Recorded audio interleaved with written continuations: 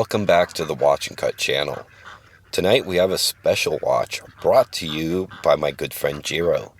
Jiro decided that it was time that I experience a Sinn watch from Germany. Of course, he sends me a special edition, and of course, I've heard of the brand and peeked over it while learning about the watch world, but until now, my only experience with Sinn watches has been YouTube videos or word of mouth. So let's start by thanking Jiro, and let's learn a little bit about the brand. Sinn was founded in 1961 and was based out of Frankfurt, Germany. Its founder, Helmut Sinn, was a former World War II pilot and flight instructor by trade. His main focus in the beginning was cockpit navigation clocks and pilot chronographs, and he sold these directly to the public and bypassing retailers altogether, which I found really interesting actually. This allowed the product to be sold much cheaper to the public, rather than using conventional sales channels as private labels. In 1994, Helmut Sinn sold to Lothar Schmidt, which is a certified engineer who worked at IWC since 1981 and is still running it.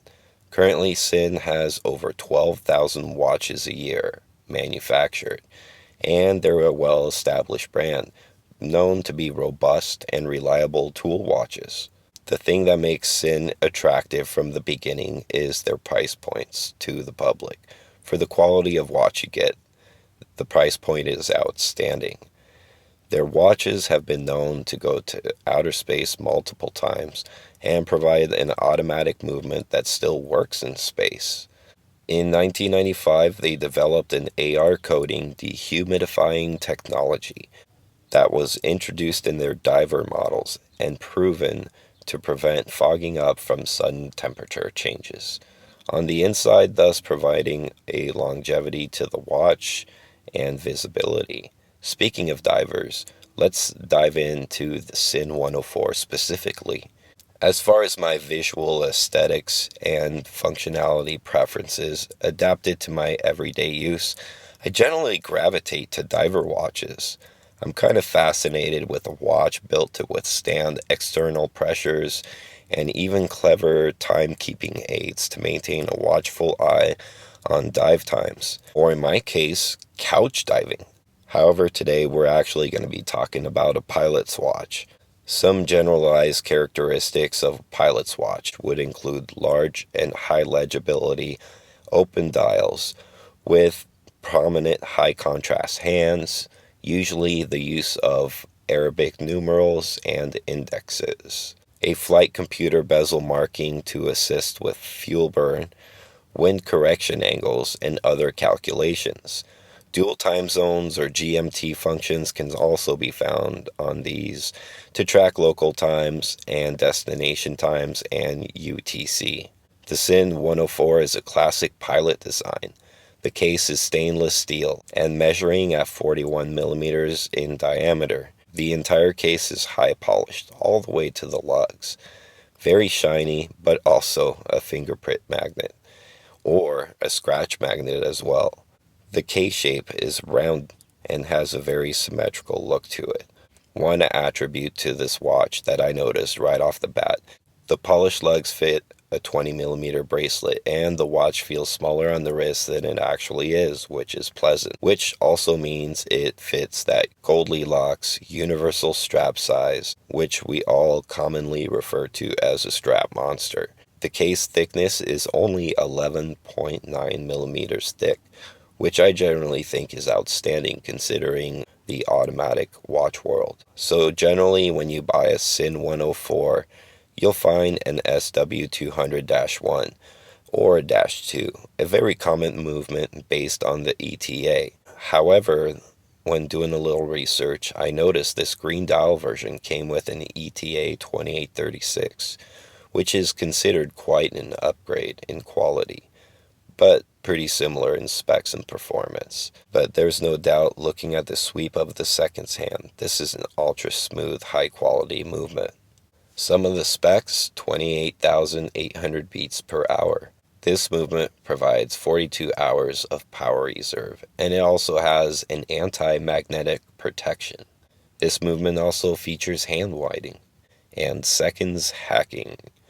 Next, we have the bidirectional 60-click minute tracking bezel. This bezel has a nice ratcheted feel to it when you're rotating it. I like the smoothness, but it does have a very nice notch slip into place feel when it clicks in.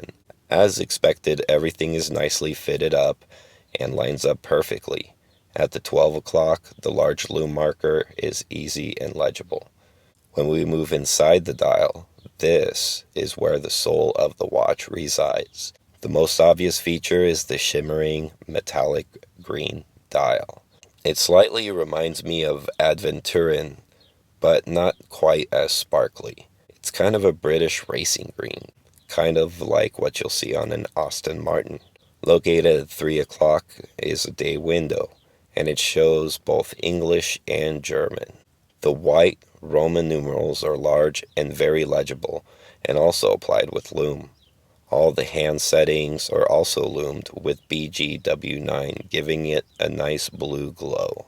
I really want to highlight the use of the syringe-style handset that makes the watch really easy to read accurately and gather time fast. Next, let's get to the bracelet. The Sinn really sets themselves apart in the bracelet. The H-links are all connected with hex screws, which is amazing. I really like the thickness of 20 millimeters and how it slightly tapers to a 19 millimeter at the clasp. The clasp itself is a press style and includes also a diver's extension. I guess that goes along with the 200 meters of water resistance.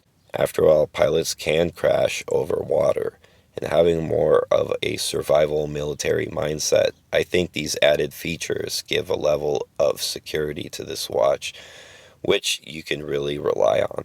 The weight of the watch is somewhat substantial at 5.9 ounces, but regardless of the weight, the watch itself really wears nice on the wrist, and it feels robust at the same time. As a matter of fact, I would go as far as saying that the articulation of the bracelet makes the watch almost melt to the wrist. So I get it now. Why is this watch so popular, the Sinn 104? Well, it's comfortable, it's robust, it's got a bit of vintage elegance, it's functional, accurate, and very well constructed.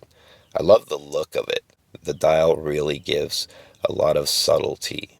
I feel like this could be a one and only watch for somebody, and they can really enjoy it daily. Another nice thing to consider when purchasing the Sinn 104 is that it's a safe purchase. In other words, buying a Sinn 104 and you don't like it, well, I don't think it's going to be very difficult to sell because of its popularity. There is a couple things that I could do without about the Sinn 104, like the amount of play within the bracelet.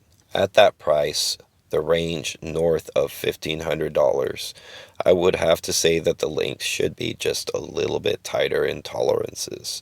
The bracelet itself does have really nice articulation, but the sound of it really hints a bit of Seiko. The bracelet does look good though, and the hex screws are really awesome. So don't get me wrong, it's a huge step above, but I could argue that it has a bit too much articulation. Otherwise, I have zero complaints about the case, the dial, and any other parts of the watch. I think the overall look of it is fantastic, and I would highly consider getting one of these at some point to add a pilot to my collection. How do I truly feel about the Sinn 104? Well, wrapped up and summarized in one sentence, I really don't want to send it back to Jiro, although I will. There's some things to consider when buying this watch around that $1,500+ price point. First of all, it's German, and let's face it, the Germans are known for high precision manufacturing and very high quality products. Next thing to consider is all the features you get. You get your standard of water resistance.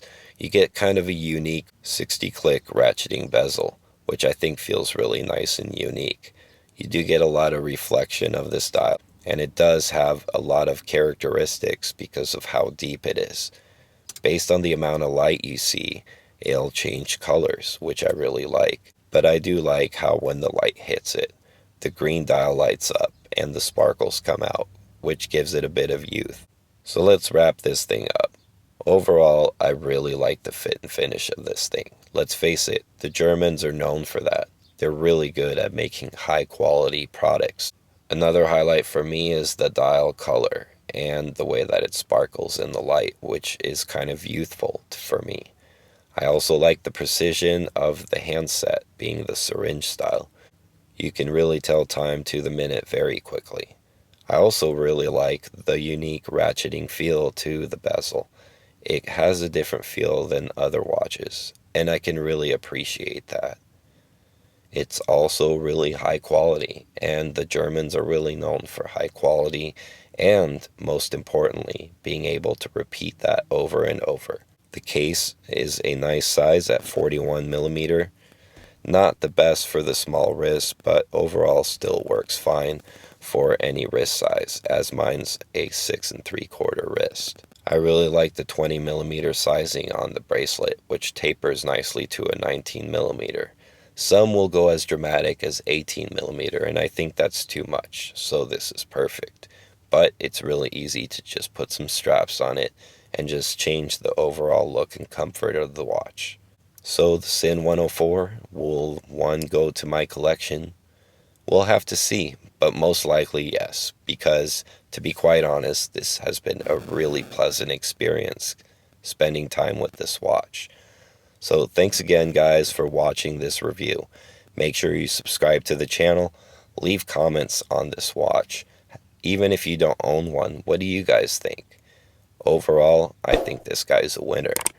Make sure you also hit that bell notification so you know when new content is out and about. And for now, this is the Watch and Cut channel, out.